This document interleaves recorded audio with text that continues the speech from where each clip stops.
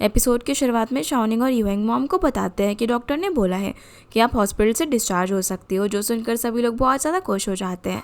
Mom यहाँ पर अब शाओनिंग से कहती है कि मेरे ओल्ड हाउस को साफ करवाने के लिए और मैं वहाँ पर जाकर रहूँगी। तो शाओनिंग बोलती है कि आप मुझे या फिर यूएंग में से किसी को हेट करते हो क्या, जो कि हमारे साथ नहीं रहना चाहते। पर वो मना करती है, पर शाओनिंग कहती है कि फिर हम भी आपके साथ रहेंगे, जिसके लिए वो खुश होकर हाँ बोलती है। तभी वहाँ पर शाओनिंग के पेरेंट्स भी उनसे मिलने के लिए आ जाते हैं, जिन्हें देखकर वो काफ़ी खुश होती है। इसके बाद शाओनिंग और यूएंग बैठकर बात कर रहे थे, जहाँ पर शाओनिंग उससे बोलती है, जहाँ पर यूएंग शाओनिंग से बोलता है कि मॉम और मेरा रिलेशनशिप काफ़ी ख़राब हो गया था। मेरे अब्रॉड जाने के बाद हमारा कांटेक्ट भी नहीं रह पाया था और उसके बाद मॉम काफ़ी बीमार हो गए। ये सुनकर शाओनिंग उससे कहती है कि अभी मॉम ठीक हो रही है और ये हेवन ने तुम्हें चांस दिया है, तो इसे मिस मत करो, अपनी मॉम से वापस से अच्छा रिलेशन बनाओ, जिसके लिए वो हाँ बोलता है। ऑफिस में भी फिर यूएंग को सभी लोग प्रेज कर रहे होते हैं कि उसने इतने बड़े क्लाइंट को साइन किया, वो भी 1 महीने के अंदर। यूएंग उन्हें पोलाइटली थैंक यू बोलकर ज़्यादा प्रेस करने के लिए मना करता है। थोड़ी देर बाद अब जब यूएंग अकेला होता है, तभी तांग उससे बात करने के लिए आती है। निंग भी वॉल के पीछे से उनकी बातें सुन रही थी, जब बोलती है कि मैं तुम्हारी मॉम के लिए ना केयर टेकर हायर करती हूँ, जो कि ज़्यादा अच्छी होगी। पर यूएंग उसे पोलाइटली मना कर देता है, पर फिर वो बोलती है कि मैं ना तुम्हारी मॉम से डेली मिलने जाना चाहती हूँ। जब कोई बात करने के लिए होगा तो उन्हें भी काफ़ी अच्छा लगेगा, लेकिन यूएंग उसे फिर से ये सब करने से मना कर देता है, जो सुनकर तांग उसे चिल्लाकर बोलती है कि तुम्हें पता है ना कि मैं तुम्हें पसंद करती हूँ। इस पर यूएंग बोलता है कि मैंने पहले भी बताया था और अभी भी बता रहा हूँ कि मैं किसी और को पसंद करता हूँ और हमारे बीच कुछ भी नहीं हो सकता। ऑफिस में ये सारी बातें मत किया करो। अब वो उसे गुस्सा करके पूछ रही होती है कि आखिर वो पर्सन कौन है, पर तभी वहाँ पर निंग आ जाती है। वो यूएंग से कहती है कि आपने ये फाइल मंगाई थी ना, जिसे देखकर तांग वहाँ से चली जाती है।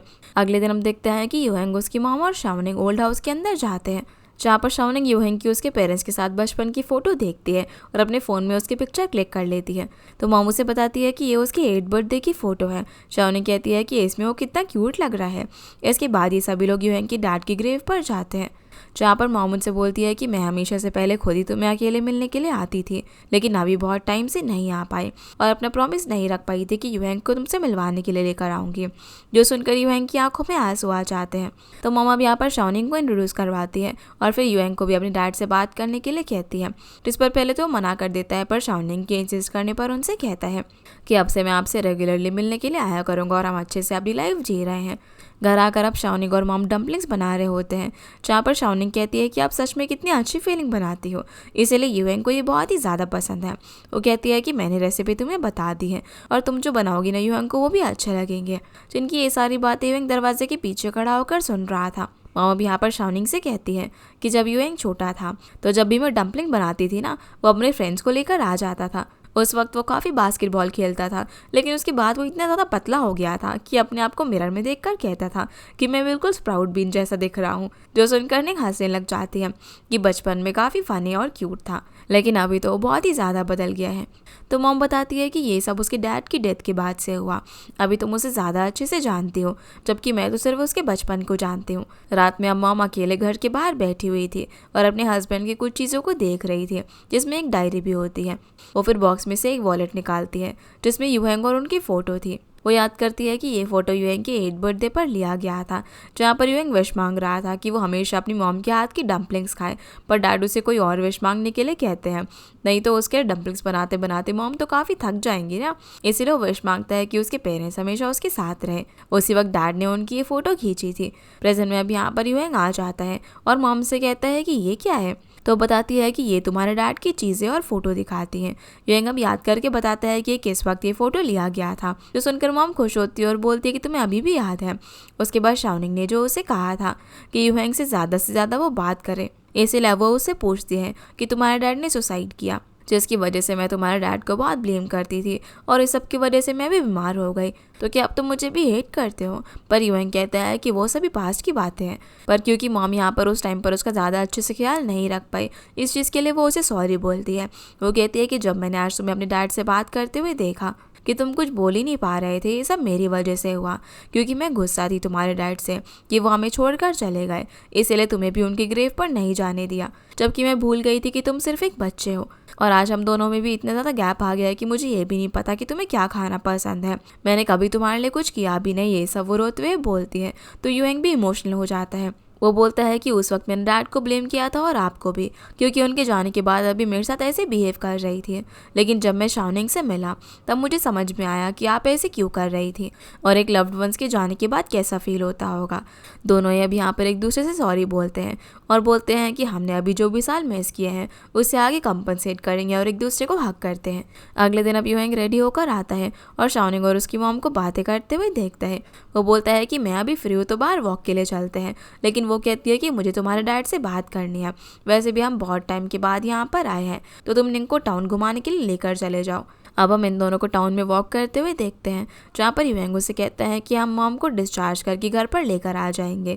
निंग कहती है कि तुम्हारी मॉम से बात हो गई, तो यूएंग हाँ बोलकर कहता है कि तुम मॉम और मेरी बात सुन रही थी ना कल रात को, लेकिन वो मना करती है। इस पर यूएंग कहता है कि फिर मैंने रात को भागते हुए किसे देखा था अपने रूम के अंदर, जिस पर दोनों स्माइल करने लग जाते हैं।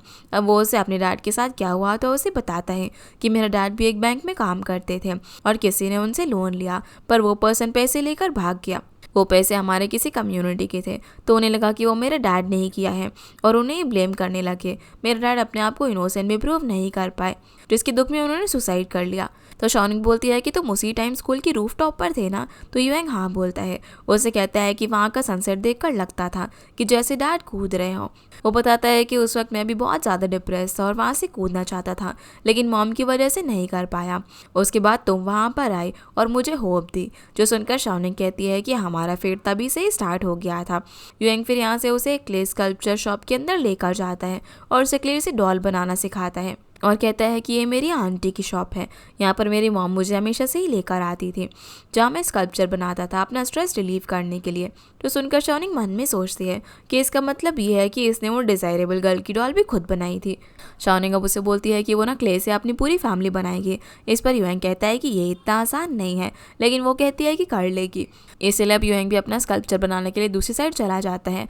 जो वापस आकर देखता है तो शाओनिंग ने बहुत ही अच्छा उनके फैमिली का स्कल्पचर बना लिया था। यूएंग उसे प्रेस करता है। अब जब वो यहाँ से जा रहे थे तभी वहाँ पर वो आंटी आ जाती है। वो शाओनिंग को वापस यहाँ पर विजिट करने के लिए बोलती है कि अब तो ये तुम्हारा भी घर है, जिसके लिए शाओनिंग हाँ बोलती है और ये लोग काफ़ी खुश होते हैं। अब जब ये लोग वापस आ रहे थे तो मॉम भी इनके साथ होती है, जहाँ पर वो शाओनिंग के बनाए हुए स्कल्पचर को देखकर बोलती है कि उसने तो काफ़ी अच्छा बनाया है।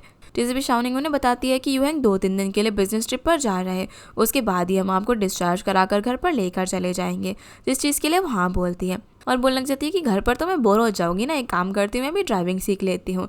तो शाओनिंग कहती है कि मैं आपको ड्राइविंग सिखाने के लिए लेकर जाया करूँगी, जो सुनकर वो खुश हो जाती है। यहाँ से फिर हमें थोड़ी देर पहले का सीन दिखाया जाता है, जहाँ पर यूएंग शाओनिंग को अपना स्कल्पचर दिखाता है, जो कि उसने काफ़ी अच्छे से बनाया हुआ था।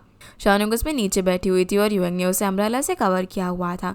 शाओनिंग याद करती है कि ये अम्ब्रेला तो मेरे डैड की कम्युनिटी का है। तो यूएंग कहता है कि इस अम्ब्रेला के साथ मैंने तुम्हें पहली बार पिक किया था ऑफिस से, जो सुनकर वो खुश होती है और दोनों एक दूसरे को किस करते हैं। और यहाँ हमें दिखाया जाता है ये वही अम्ब्रेला होता है जो कि शाओनिंग अपने हाई स्कूल के टाइम पर रूफटॉप पर लेकर आई थी। अगले दिन हम ऑफिस में देखते हैं कि जाओ और शाओनिंग दोनों एक क्लाइंट में एक टोन में बात कर रहे होते हैं, जिन्हें जिंग नोटिस कर रही होती है। वो शाओनिंग से कहती है कि तुम क्लाइंट से एकदम वैसे ही बात करती हो जैसे कि जाओ करता है। इस पर शाओनिंग बोलती है कि मैं सभी से सीख रही हूँ, वैसे भी मैटर करता है कि क्लाइंट का साइन करवाना। वो ओके बोलती है। तभी शू वहाँ पर आता है और बोलता है कि सैलरी स्लिप मिल रही है, जाकर साइन करके वहाँ से लेकर आ जाओ। जो सुनकर जाओ जिंग के पास आकर कहता है कि मैं तुम्हारी भी स्लिप लेकर आता हूँ। जिंग से बोलती है कि आखिर हमारा रिलेशनशिप क्या है जो कि तुम मेरे लिए स्लिप लेकर आओगे। तो उसे बोलता है कि हमारा ना क्रेडिटर और डेटर का रिलेशनशिप है। ये सुनकर वो बोलती है कि मुझे ना तुम्हारे पैसे जल्दी ही दे देने चाहिए और चली जाती है। शाओनिंग भी अभी यहाँ पर यूएंग को मैसेज करती है कि पे स्लिप आ गई है पेमेंट के लिए। तो यूएंग कहता है कि मेरे लिए भी लेकर आ जाना। शाओनिंग कहती है कि ठीक नहीं होगा, पर वो कहता है कि मैंने बात कर ली है और खुश होकर जाती है। साइन करके यूएंग की स्लिप भी लेकर आ रही थी। तभी वहाँ पर तांग आती है जो शाओनिंग से बोलती है कि तुम मेरे सीनियर की पे स्लिप क्यों ले रही हो। तो बोलती है कि मुझे लेने के लिए कहा गया था और वहाँ से चली जाती है। जैसे अब जाओ लिफ्ट के पास होता है तभी जिंग भी वहाँ पर आकर उसे पैसे ट्रांसफ़र कर देती है। वो बोलती है कि अपडेट ख़त्म हो गया है, लेकिन जाओ उसे पैसे वापस भेज देता है और कहता है कि मैंने तुम्हारा ख्याल रखकर घर साफ़ किया, तुम्हारे लिए इतनी सारी चीज़ें की उसका क्या। जिंग बोलती है कि उसके भी बताओ कितने पैसे हुए, भेज देती हूँ। पर वो कहता है कि आज तुम कुछ ज़्यादा ही जेनरस नहीं हो रही हो। फिर बोलता है कि अभी मुझे पैसे नहीं चाहिए, तुम ना मेरे साथ लंच के लिए चलो। जिंग कहती है कि तुम क्या बीमार हो। जो कि हर टाइम लंच के लिए चलने के लिए बोलते हो। तो वो बोलता है कि हाँ मैं बीमार हूँ, जो सुनकर अब वो उसके साथ लंच के लिए चली जाती है। इसके बाद हम शाओनिंग को देखते हैं जो कि यूहैंग की मॉम के साथ थी। उसने जो डम्पलिंग्स बनाए थे वो उन्हें खिला रही होती हैं। मॉम पहले तो यहाँ पर उन्हें खाकर थोड़ा सा ख़राब चेहरा बनाती है, पर फिर उसे कहती है कि तो मेरे बनाए हुए डम्पलिंग से भी ज़्यादा अच्छे हैं। जो सुनकर निंग हंसने लग जाती है कि मॉम आप मुझे टीज़ कर रही थी। मॉम अब यहाँ पर उससे पूछती है कि यूहैंग कब आ रहे हैं, क्या उसका काम हो गया। उसी वक्त कोई डोर ओपन करता है। अब इन दोनों को लगता है कि शायद यूहैंग आ गया, लेकिन असल में वहाँ पर नर्स आती है। शाओनिंग भी अब यहाँ पर मॉम को बताती है कि यूहैंग कल आएगा और बताती है कि हमें कल पे स्लिप मिली थी, मैंने देखा उसे बहुत ही बड़ा अमाउंट मिला है, तो हम लग्जरी सी रोड ट्रिप पर जाएंगे। जो सुनकर वो हंसने लग जाती है। शाओनिंग अब जैसे ही डिशेस वॉश करने के लिए जा रही थी तभी मॉम उसे रोक कर कहती है कि तुम्हारे डम्पलिंग सच में काफ़ी अच्छे बने हैं। जो सुनकर निंग स्माइल करके वहाँ से चली जाती है। बाहर आकर वो यूहैंग को कॉल करती है, जो उससे बताता है कि डॉक्यूमेंट साइन हो गए हैं और वो अभी एयरपोर्ट पर है, रात को वापस आ जाएगा। शाओनिंग कहती है कि मॉम भी खुश होगी, वो तुम्हें काफ़ी मिस कर रही थी। फिर जैसे वो डिशेज धोने के लिए जाती है तभी डॉक्टर्स और नर्सेस को जल्दी में भागता हुआ देखती है। वो जैसे ही वापस आती है तो रूम के बाहर काफ़ी भीड़ लगी हुई थी। ये देखकर वो घबराकर रूम के अंदर जाती है, जहाँ पर देखती है कि डॉक्टर उसकी मॉम को ट्रीट कर रहे होते हैं, जिनकी हालत काफ़ी ख़राब हो गई थी। ये देखकर वो रोने लग जाती है। वो मॉम से बोलने लग जाती है कि मॉम यूहैंग वापस आ रहा है, पर दो नर्सेज उसे पास में नहीं आने देती और उसकी आंखों के सामने ही यूहैंग की मॉम की डेथ हो जाती है। जो देखकर शाओनिंग तो वहीं पर बैठकर रोने लग जाती है। वो बोलती है कि अब मैं यूहैंग को क्या जवाब दूंगी। थोड़ी देर बाद शाओनिंग के पेरेंट्स भी वहाँ पर आ जाते हैं, जिन्हें हक करके वो बहुत ज़्यादा रोती है और बोलती है कि मॉम एकदम ठीक थी उसके सामने, लेकिन अचानक से ही उनको पता नहीं क्या हो गया। उन्होंने मेरे हाथ के बनाए हुए डम्पलिंग्स भी खाए थे और कहा था कि वो बहुत ही अच्छे बने हैं। जैसे मैं डिशेस वॉश करने के लिए गई तभी ये सब हो गया, अगर मैं नहीं जाती तो शायद ऐसा ना होता। लेकिन मॉम उसे कंसोल करती है और बोलती है कि तुम्हारी इसके अंदर कोई भी गलती नहीं है। शाओनिंग बोलती है कि मॉम आखिरी बार यूहैंग से मिलना चाहती थी, लेकिन वो उससे नहीं मिल पाए। तभी वहाँ पर यूहैंग आ जाता है, तो शाओनिंग भाग कर जाते हुए इसे हक करके सॉरी बोलती है। अब अगले दिन हमें मेमोरियल हॉल का सीन दिखाया जाता है, जहाँ पर सभी लोग उसकी मॉम के फ्यूनरल के लिए आए हुए थे। सभी लोग के जाने के बाद शाओनिंग के पेरेंट्स यूहैंग से बोलते हैं कि यहाँ पर मोस्टली सब कुछ हो गया है, तो तुम भी अब जाकर रेस्ट करो। वो भी उन्हें जाकर आराम करने के लिए बोलता है। बाहर हम शाओनिंग को देखते हैं, जिसे कंसोल करने के लिए लिंग और शिव वहाँ पर आए हुए थे। वो बोलते हैं कि हम तुम्हारे लिए कुछ खाने के लिए लेकर आते हैं, उससे खा लो नहीं तो तुम भी बीमार पड़ जाओगी। यूहैंग को अभी तुम्हारी बहुत ज़्यादा ज़रूरत है, वरना उसे ही तुम्हें संभालना पड़ जाएगा। थोड़ी देर बाद हम जिंग को देखते हैं, जो कि शाओनिंग को एक एनवेलप देती है और कहती है कि मैं बस यही कर सकती हूँ। निंग उसे यहाँ पर अपने और यूहैंग का रिलेशनशिप बताने वाली होती है, पर जिंग कहती है कि मुझे सब कुछ पहले से ही पता है, बस तुम्हारी मदर इन लॉ से मिलने के बाद मुझे रियलाइज़ हुआ कि तुम्हारा तो बहुत ज़्यादा डीप रिलेशन है। अब उसे उसका ध्यान रखने के लिए कहकर वहाँ से चली जाती है। बाहर उसे जाओ मिलता है, तो वो उससे पूछती है कि सब लोग कहाँ पर चले गए। वो बताता है कि सब लोग चले गए, अब सिर्फ हम ही बचे हैं, तो क्या तुम मेरे साथ टी पीने के लिए चलोगी। जो सुनकर वो मान जाती है। दोनों को अब हम एक बहुत ही अच्छे से कैफे के अंदर टी पीता हुआ देखते हैं, जहाँ पर जिंग से बोलती है कि तुम मुझे इतनी अच्छी जगह पर क्यों लेकर आए हो, कहीं बिल स्प्लिट करने के लिए तो नहीं बोलोगे। सब बोलता है कि मैं तुम्हें ऐसा लगता हूँ क्या, और आज मैं तुम्हें दिखाता हूँ कि जनरस होना क्या होता है। वो अब उसे एक बैग दिखाता है, जिसे देखकर जिंग बोलती है कि क्या है तुम किसी फ्रेंड को गिफ्ट कर रहे हो और मुझे चेक करवाना चाहते हो। ठीक है मैं कर देती हूँ, पर फिर वो उसे ट्राई करने के लिए भी बोलता है। जब उसके इंसिस्ट करने पर वो ट्राई करती है तो वो उसे बता देता है कि ये मेरी तरफ से तुम्हारे लिए गिफ्ट है, कैसा लग रहा है। जो सुनकर वो एकदम शॉक हो जाती है। वो उसे बोलता है कि ये मैं तुम्हें किसी अच्छे टाइम देना चाहता था, लेकिन आज मैंने यूएंग के वहाँ पर तुम्हें रेड आइज़ के साथ देखा, क्योंकि तुम भी ये सब कुछ पहले सह चुकी हो, इसलिए मुझे लगा कि यह बैग अभी देना सही रहेगा। जो सुनकर वो उस बैग को रख देती है और कहती है कि इसे बेच दो, अभी भी इसके अच्छा प्राइस मिल जाएगा। ये बोलकर यहाँ से बाहर चली जाती है। ज़ाओ भी उसके पीछे जाता है और उससे पूछता है कि आखिर तुम ये क्यों कर रही हो, क्या तुम्हें बैग पसंद नहीं आया। तो जिंग कहती है कि हमारा रिलेशनशिप ही आखिर क्या है जो कि बैग खरीद रहे हो तुम मेरे लिए, तुम्हें आखिर क्या फ़र्क पड़ता है मैं सैड हूँ या फिर नहीं। वो उसे बोलती है कि मैंने देखा कि तुम कुछ ज़्यादा ही सीरियस हो मेरे लिए। ज़ाओ भी इस चीज़ पर हाँ बोलता है, लेकिन जिंग कहती है कि अगर तुम थोड़े टाइम के लिए टाइम पास करते हो तो कोई प्रॉब्लम नहीं है, लेकिन सीरियस रिलेशनशिप में नहीं करना चाहती हूँ, और हमने एक बाउंड्री बनाई थी जिससे अब तुमने क्रॉस कर दिया है, तो अभी इसमें कोई भी फन नहीं बचा। ये बोलकर वहाँ से चली जाती है, जिसे ऐसे बस सैड होकर देखता रहता है और कहता है कि तुम्हारी आंखों में मैं अलग नहीं हूँ, बल्कि उन लड़कों की तरह ही हूँ जो कि रिलेशनशिप को सीरियस नहीं लेते। अगले सीन में अब हम शाओनिंग के पेरेंट्स को देखते हैं, जहाँ पर मॉम सैड होकर डैड से कहती है कि तुम्हें जिसके भी साथ डांस करना है ना तुम जाकर कर सकते हो, मैं तुम्हें अब से नहीं रोकूंगी। और रोते हुए उनको हक करके बोलती है कि यूएंग की मॉम भी हमारे साथ कुछ दिन पहले तक कितनी अच्छी थी, अचानक से ये सब क्या हो गया। डैड भी अब उन्हें बोलते हैं कि मैंने सोचा था कि लाइफ तो बहुत ही बड़ी होती है, लेकिन ये देखने के बाद कुछ नहीं कह सकते। मॉम बोलती है कि आज जब मैंने यूएंग को देखा तो मुझे रियलाइज़ हुआ कि जब हमारी बारी होगी तो शाओनिंग क्या करेगी। इस पर डैड कहते हैं कि हम हमेशा अपने बच्चे के साथ नहीं रह सकते, इसलिए लोग डिसाइड करते हैं कि अब से उन्हें जो भी अच्छा लगता है वो करेंगे और कोशिश करेंगे कि वो एक अच्छी और हेल्दी लाइफस्टाइल मेंटेन कर पाए ताकि अपने बच्चे के साथ वो और ज़्यादा टाइम स्पेंड कर पाए। इसके बाद हम शाओनिंग और यूहेंग को देखते हैं जो कि वापस घर पर आते हैं। जानिंग यूहेंग को देखकर बोलती है कि अब से तुम्हारे मन में अगर कोई भी बात हो तो मुझसे आकर कह सकते हो, अब हम यहाँ पर अकेले ही हैं। जो सुनकर यूहेंग उसे हक करके बोलता है कि मैं बस थोड़ा सा टायर्ड हूँ और मैं खाना बनाने के लिए चाहता हूँ, लेकिन शाओनिंग उसे मना करके खुद खाना बनाने जाती है। जहाँ हम देखते हैं कि शाओनिंग ने डम्पलिंग्स बनाए हुए थे। यूहेंग जैसे ही उन्हें खाता है तो रोने लग जाता है, जिसे ऐसे देखकर शाओनिंग उसके पास जाकर उसे कंसोल करती है। तो वो उसे हक करके रोते हुए बोलता है कि मुझे लगा था कि मैं अब कभी भी ऐसे टेस्ट वाले डम्पलिंग्स नहीं खा पाऊंगा, क्योंकि उसने डम्पलिंग्स को एकदम उसकी मॉम के जैसा बनाया हुआ था।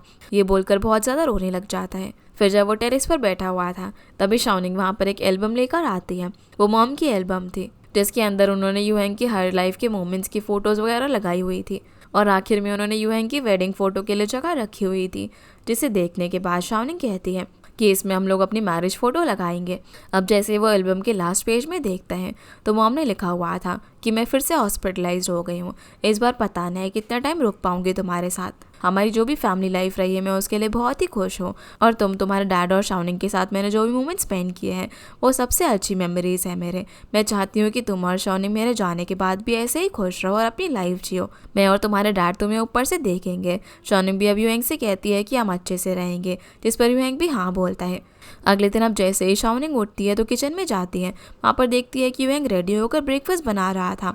वो पूछती है कि क्या तुम ऑफिस जा रहे हो, पर वो मना करता है और कहता है कि मैंने अभी कुछ दिन की लीव ली है, मैं थोड़ा सा रिलैक्स करना चाहता हूँ। शाओनिंग कहती है कि मैं भी आती हूँ, लेकिन वो बोलता है कि नहीं तुम काम पर जाओ, जिसके लिए वो मान जाती है। यूहेंग अब अकेले में थोड़ा सा टाइम स्पेंड करने के लिए घूमने जाता है, जिसकी फ़ोटोज़ क्लिक करके वो शाओनिंग को भेजता है। इसके अलावा वो शाओनिंग के पेरेंट्स का डांस भी देखने के लिए जाता है, जिन्हें ऐसे देखकर वो काफ़ी खुश था। फिर वो भी उसे अपने साथ बुला लेते हैं डांस करने के लिए। कुछ दिनों में यूएंग भी अच्छा फील करने लग जाता है। वो अपनी मॉम की सारी चीज़ें संभाल कर रख देता है और जो डॉल उसने शाओनिंग के लिए बनाई थी उसे भी टेबल पर रख देता है।